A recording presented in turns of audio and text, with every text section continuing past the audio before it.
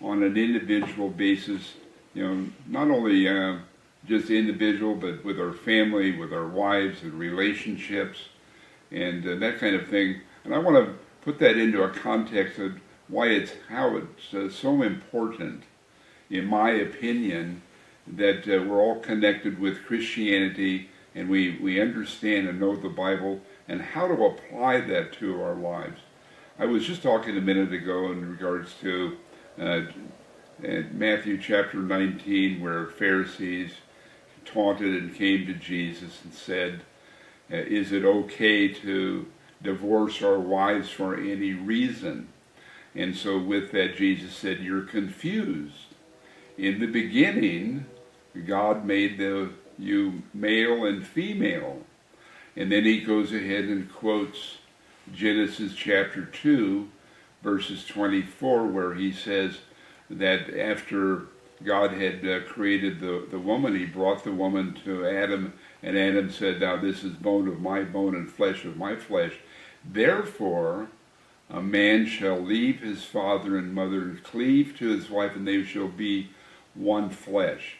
And I'm bringing that up because in our culture, we have a massive disconnect with what God's plan was for us to have one husband and one wife throughout all of our lives, instead of where now it gets to be a confusing issue in regards to my wife got old and I think I'm going to run off with this younger woman kind of concept. And that wasn't God's plan from the beginning. In the beginning, God created male and female. We're a creation of God, and we know that in the 2 Peter chapter 1, we've been given all things pertaining to life and godliness. Jesus' instructions is that we're to be connected with our wives. We need to be careful with who it is that we get married to, and we have that correct godly Christian relationship and how to have that type of concept. So my friend Tim Brown has a question in regards to a Bible study and how to find some of those things. Well, my question was, you kept mentioning the Bible. So is the Bible available to everyone? How do you actually find this information?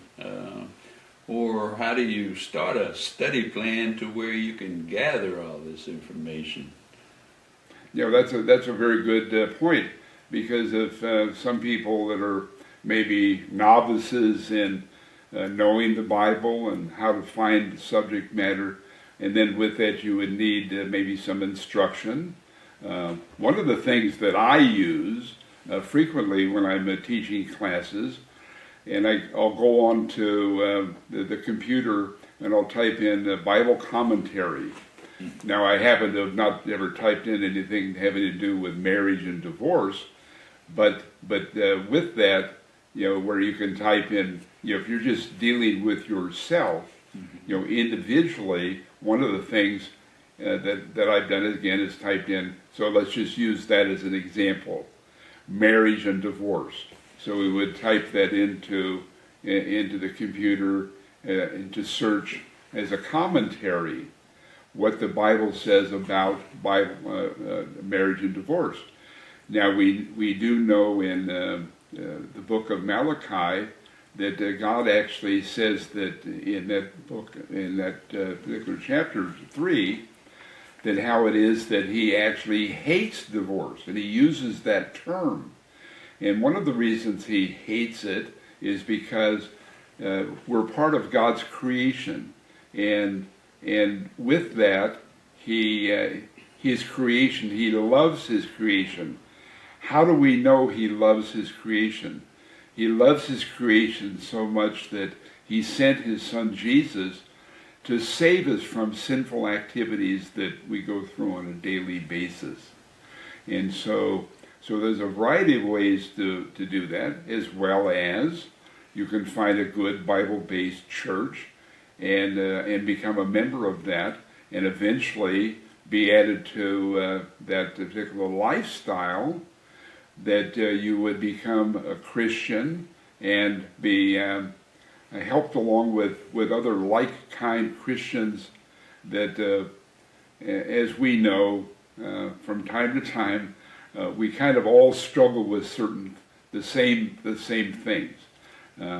I know people that struggle in their marriages, and so with that, they can find good, solid people to help them along in understanding and how to encourage their relationship, how to draw closer to your wives, why that's important to do that, not only just strictly from a standpoint of a husband and wife relationship, but as a family and as being a good example to your family, to your children, and that kind of thing. One of the things that I've personally seen here not too long ago, where two people were thinking about getting married, and they were older people, and they had children by both families, and where they both families said, "Why do you want to get married? Why don't you just," the term that both families used was, "Why don't you just shack up?" And so both of the people that were, we'll call them mature Christians, that were older, that were contemplating getting married, the answer to that is, we can't do that because we want to be a good example to our children and our grandchildren. And shacking up is a term that is used in the world, and you have basically not much responsibility. I'm kind of giggling about that, where you can just come and go as you please. And that's not the relationship that God had planned from the beginning. And so, I don't know, Tim, did you have any comment on that? Or Dennis? Well, in regards to shacking up, the reason you get married is it's a commitment. You not only make between you and yourself, you make with God that you're going to be together and you're going to be faithful. If you're not going to commit to each other, at some point you can decide just to walk away. It's too easy to give up and walk away. You need to commit, especially if you're going to have children. You don't want to have a divided family. Too often in this country, and I know many people that are divorced, they're split families, and they have kids that spend 1 week with their father, 1 week with their mother, or they only get to see their father on weekends. And that is not a healthy relationship. You want to have a relationship with your parents. You want your mother and father to have a good relationship. They set the example for you, for us as we're growing up, how to live a good life. In our case, we're talking about a Christian life. You want to be faithful not only to each other, you want to be faithful to God, you want to be faithful to your children, and you want them to live what we call a godly life, do the right thing. Mm-hmm. So, in your opinion, are there more successful marriages through being a Christian than a worldly person? Is there any statistics on that? Or? Well, I don't know all the statistics, but I know right now it's a 50-50. Half of all marriages in this country end in divorce, regardless of your faith. So, how many Christians get divorced? Well, in our faith, there's Christians and then there's Christians, and that's a whole nother topic. There are people who believe they have different belief systems. You know, you have denominations, Catholic, Baptist, Presbyterians, Lutherans, etc., etc. It goes on and on. You know, some allow for divorce. In some faith, if you follow the Bible doesn't allow for divorce except for sexual immorality. That's the only exception given to separate. No, that's true. You know, one of the things that has always interested me is, and I've been not long ago at a wedding, and it's the wedding vow. And the wedding vows something like went, do you take this man or this woman to be your lawful wedded wife or husband, promising before God with your friends as witnesses that you will care for her and provide for her or him in sickness and in health, in good times and bad times. My point with that is, when now it's a real commitment, like Dennis was talking about. Do you promise? So I promised to do that, but then I didn't know she was going to get old and ugly, and so now I'm going to throw her under the bus, we'll call it. So that the point being there is, we have a vow, we're making a promise, and we cannot break that promise unless one of us breaks the promise to immorality, like Dennis is talking about. But that's a real key to me, where I've known people that have that I've been at their wedding, and then some years later I find out they're going off in divorce, and I question them. I was at your wedding, and you promised, and I heard you. You said, do you promise before God with your friends as witness that you will fulfill these obligations? And you go, well, that's I can't help myself, or whatever the reason is. So again, we need to go back and study that. If we're just talking about right now, marriage and divorce, and the commitment, and how in Malachi God hates divorce, and in Matthew 19 Jesus says, except for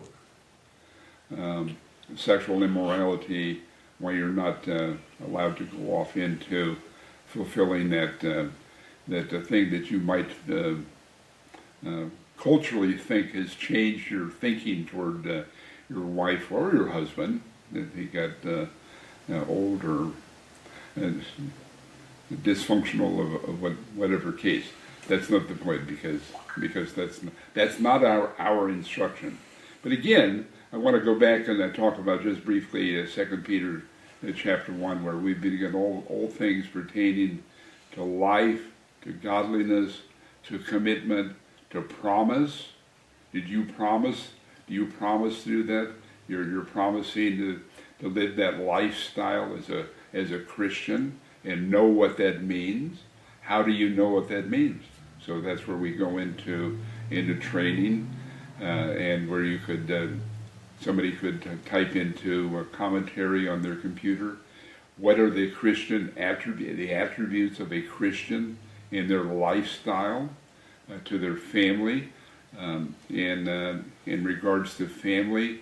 Proverbs chapter 16 says that train up a child in the way they should go, and when they are old, they will not depart from it.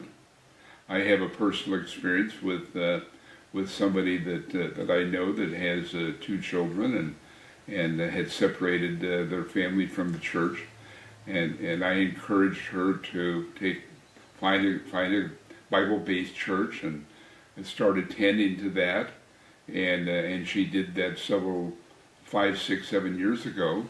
And the good news of that is her oldest son decided to become a member of the church, was baptized into Christ, and is now living that lifestyle that comes out of the Christianity expectation. So it's not only a marriage. I just brought marriage up because it happens to be on my mind, but again, all things have been given to us pertaining to life and godliness. Train up a child in the way he should go, and when he is old, he will not depart from it. So it's a lifestyle. It's living that lifestyle that's designed by God and by Jesus and throughout the Bible. So with that, did you have any other comments on other things in the Bible that we can apply to our personal selves? Why would you want to be a Christian? One of the things that just popped into my mind has to do with that subject is we live in such a culture that's so corrupt in so many ways now, and the Bible offers through God's instruction, through the different stories in the Bible, and then what Jesus brought in is what I'm going to call the truth, and we can rely on the truth, and we can rely on why would you want to stay married, because that's what God's plan is for men and for women to do that, and in Genesis chapter 1 verse 24, where he says that he made the man and the woman after God's image, were made in the image of God, and then he said, be fruitful, he blessed them, and be fruitful and multiply. So the intention is that's part of God's plan, that we're going to be fruitful, multiply, and then train up the child the way they should go. So it's a whole lifestyle that we encumber, and it's the truth. When you live that lifestyle, I know many very devoted Christian men and women and husbands, wives, and family, and that kind of thing, and they have a happier lifestyle. So my question, when you're listening, is your lifestyle really complete, really happy? Is it fulfilling in your marriage lifestyle? Are your children obedient to you? That kind of thing. So it encumbers so many things. So I don't know if anybody, Dennis, do you have any other comments? Well, I can say as far as getting married, there's a couple things you should do before you get married. One, you got to know the person you're going to marry. You should have at least some things you like together. And there's a real important thing is you should have both the same goals in life. You know, you can't start dating somebody and you get around, say we're Christians, we believe in God. If one person, say the woman, says, I'm going to go to church every Sunday and I want to be with a man who wants to go to church every Sunday. If you're dating somebody who goes, well, I don't really like going to church, so maybe I'll go once in a while, or I'll stay home and watch football when football's on, or, you know, that probably is not going to be a good mix down the road. Even though you two might, when you first meet, you know, people get, you know, fall in love with each other. But when you find out somebody doesn't have the same interest you have, that is not going to be a good mix long term. Because in the beginning you get along good, you get it for a little while, but then when your differences are such that they drive you apart in the long run. That's why you got to be careful before you get married. You got to find somebody who has the same goals in life as you. You know, don't have to like everything. You know, I don't like cauliflower. So if you like cauliflower, it's fine. I don't like that. It's fine. I don't think that would be a problem long term. But if you don't want to go to church on Sunday, and one spouse does want to go to church, it's going to create a rift. You know, if you have one spouse that wants to save money for the future and one spouse that wants to spend all the money, that's going to be a problem. Yeah, I think that where they say it for richer or for poor, Right. For sick or in health, so pretty much they cover everything, you know, so you get sick, you still stay in. Oh, definitely. So and then if the money kind of runs out or it's not the way you like it, you still stick and work it out. But everything is pretty much covered there. And like Harvey was saying, you know, you're making this promise before God, which should mean something. Maybe not so much from your friends, but because your friends come and they go. But God is always there. So you really have to make sure that, like you said, you know, you investigate and you check each other out. You know, there are some things that you like to do together. You don't have to do everything together. Everybody needs a little space here and there. But the main things, the reason to be together, you know. So, but church, I asked the question, you know, are more marriages successful if you're Christians? So you would hope to think that would be the case, you know, but it's that promise that that you make before God that you really need to hold up to. Because God made promises to us. And in order to receive those promises, we have to be faithful in everything that we do as representing Him and representing Jesus in Christian-like attitudes. So, but I'd like to get back to, as far as the Bible, I think a lot of people are kind of afraid of the Bible because they really don't understand the Bible. And I think that would be something that would be good to talk about. And Arvid mentioned commentaries, I had some experience with commentaries. A lot of times commentaries, they're not original writers of the Bible, and some of them express their own opinions about different subjects. So you have to be careful about commentaries, but they are good because they bring up more ideas, But you always have to go back to the original word to make sure that they're on point. But Bible study, I don't know, a lot of people have problems with it because they're afraid of the Bible. They don't know where to start, where to begin. And in another conversation, you were saying some things are literal and some are figurative. And so how do you know what's what, So, but I would like to say this too, as I first started getting into the Bible.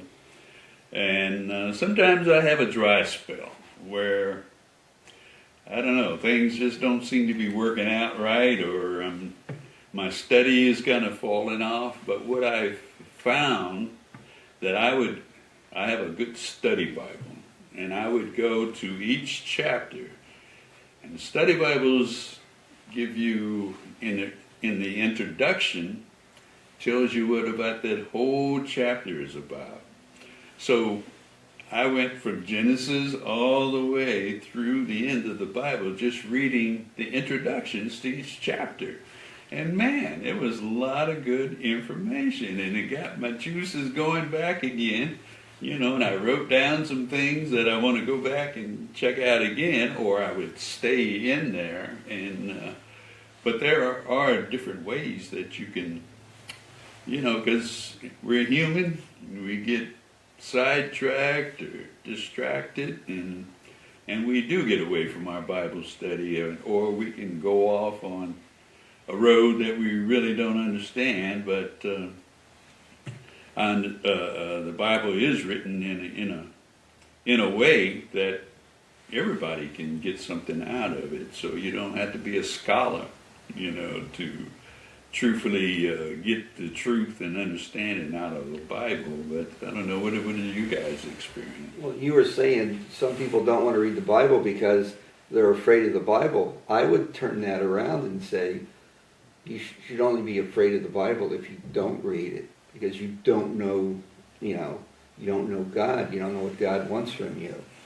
And that's true too. So if you read the Bible, if you don't know, you can come to places like we have here. We're Church of Christ in Hayward, California, and you can come to our congregation and you can do Bible studies with learned brothers that have been studying the Bible for years, and you can learn what some of these things mean if you don't understand. Yeah, I agree, because we're going to be judged by God's Word. So if we don't know God's Word, we don't know what we need to do in order to come out, favorable, in His sight. Yeah. But like I said, some people are just don't know where to start, or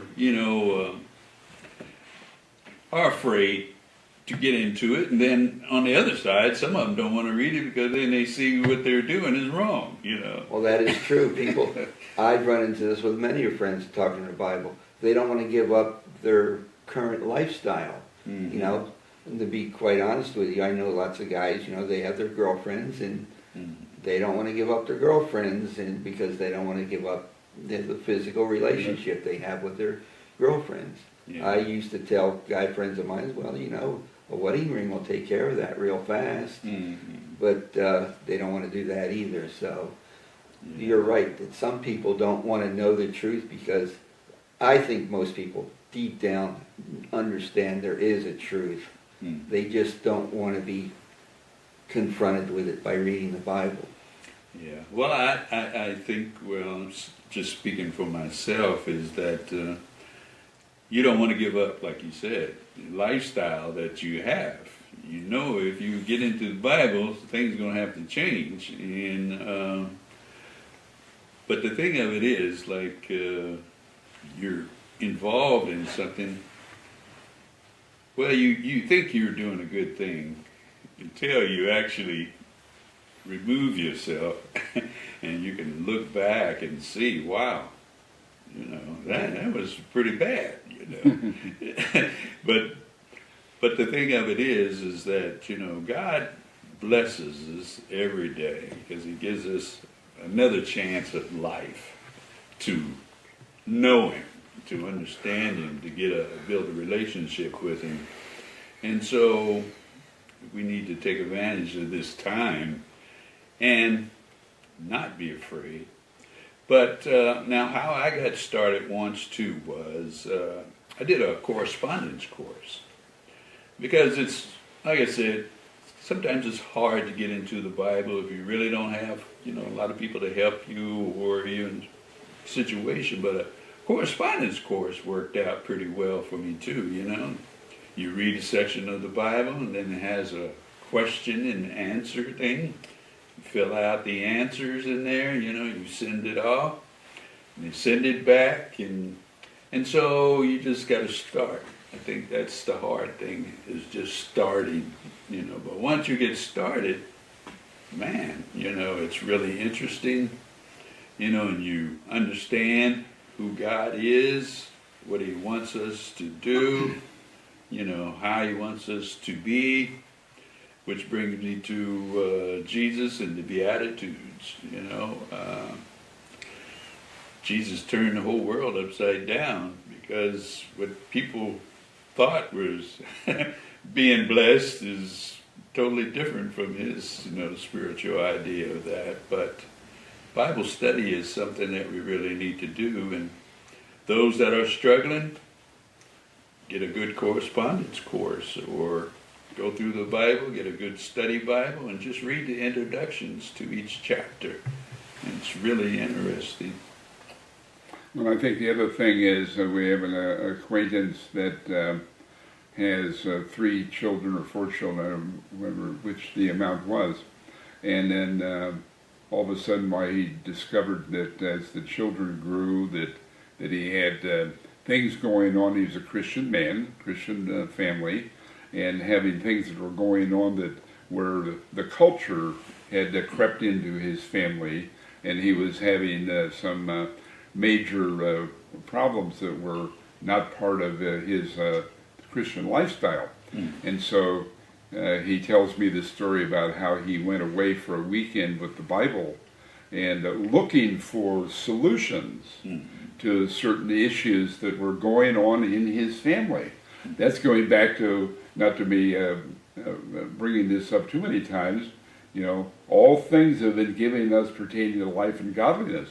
So he went away for a weekend with his Bible, and he said, when I came home, I found the solutions how to resolve things that were going on in my family, and I did it. And so that's again the other issue is not to, you know, bringing up marriage and divorce, but if I'm having problems, let's say in my marriage, how do I solve that? What's the reason? Is it me? Is it my wife? Is it the culture? What's going on that I can correct by knowing what the Bible tells me? That's the truth.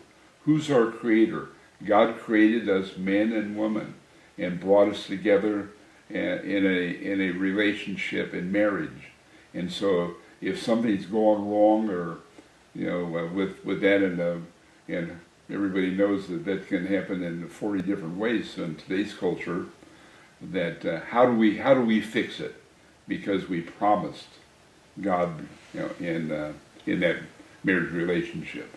So that again, that to me, that's such an important part of the Bible, and the value that it has, and And when you read some of the things that are in the Bible, you go, I think he's talking about me. Right. And I was wondering what was going wrong in my marriage, and now I see it is. It's me. And here's how I can fix it. Yeah.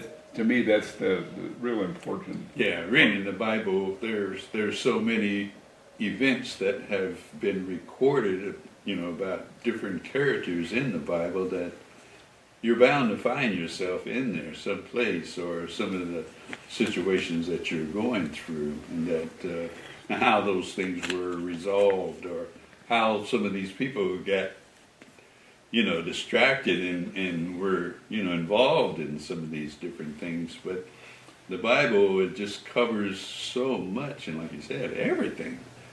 So there's something in there for everyone, written in such a way that you're bound to be able to understand and see where you are. What the Bible says, about look in the mirror, So you'll be able to see yourself in there, and remember that, what you see, and don't just turn away and forget what you just saw in the mirror, Well, that's so true. And what you're talking about makes me think about Ephesians chapter 2. And in there, Paul's writing to the Ephesians and talking about their previous lifestyle. And it wasn't good. It was a very worldly lifestyle. And so in chapter 2 he says, but you're not like that anymore. You've changed. That's the way you used to be. But today you've changed and you've transformed. You've left that lifestyle of that worldly lifestyle in abusive living, whatever it is, that creates problems in relationships and marriages and families and all of that thing. But the part that I liked about in Ephesians chapter 2, he said, but that's the way you used to be. You're not like that anymore. So the real point of going through the Bible, where we have things that maybe we're struggling with in our marriage and our lifestyle and whatever it is, that we have that opportunity and that option to change. That's the way you were, but you're not like that anymore. And with that, we got very good instructions about how God blesses us when we do that. You go, I have a big alcohol problem. Well, that's what it used to be, but not anymore. Or I have a drug problem, or I have a womanizing problem, but I don't do that anymore. And you have that option to change, and we're encouraged to change.